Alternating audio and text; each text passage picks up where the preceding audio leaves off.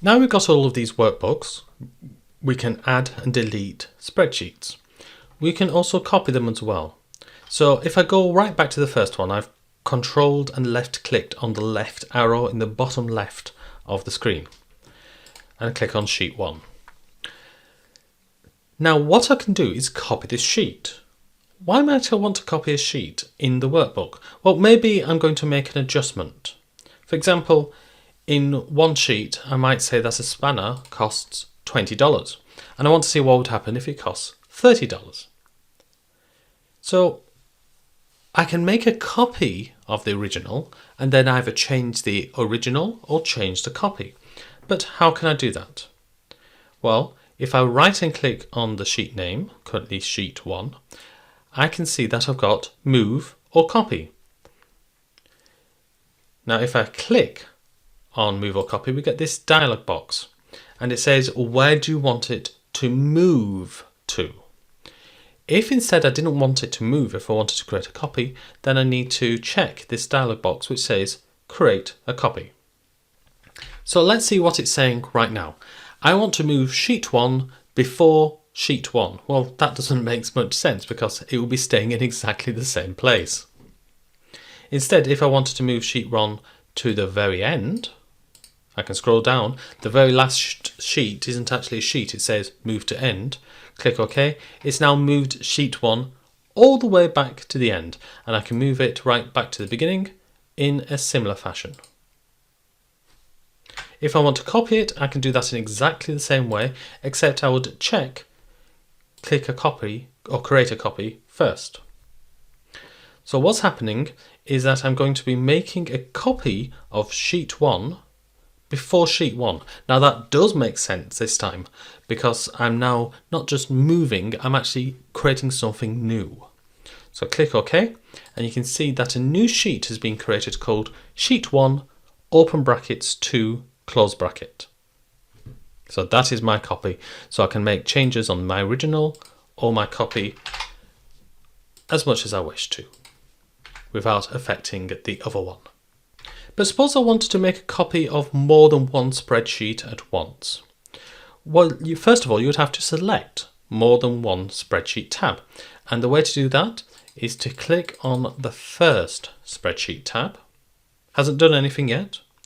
You go to the last spreadsheet, don't click, hold down Shift and now click.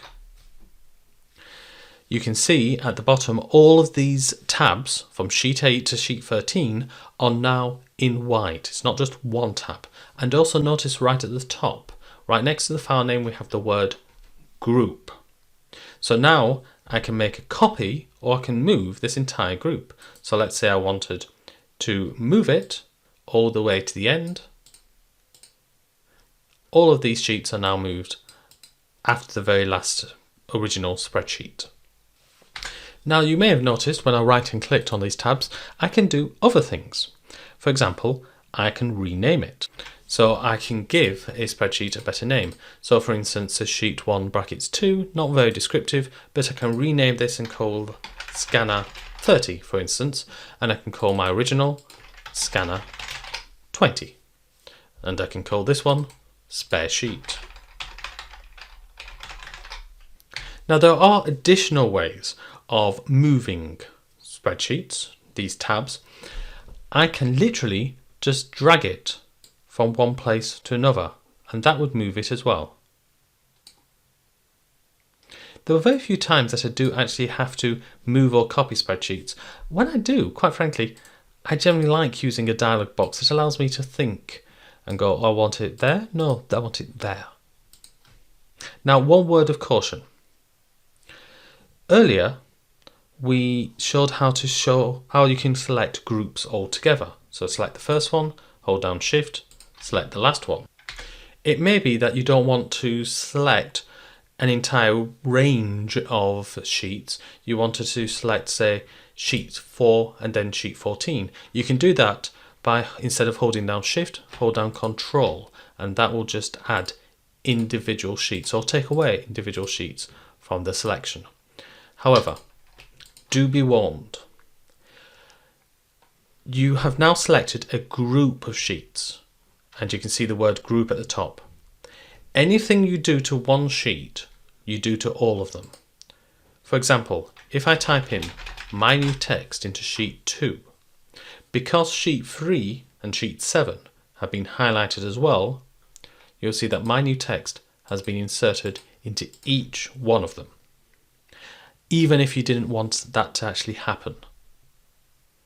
So it could overwrite existing data. So using group is very dangerous. So my advice is not to use the group function unless you have to, and then when you've finished using the group, getting out of the group, you have to click on a different spreadsheet, a different tab. So clicking on one of those which is grouped won't actually get you out of the group. You have to click on something completely different to stop selecting the group.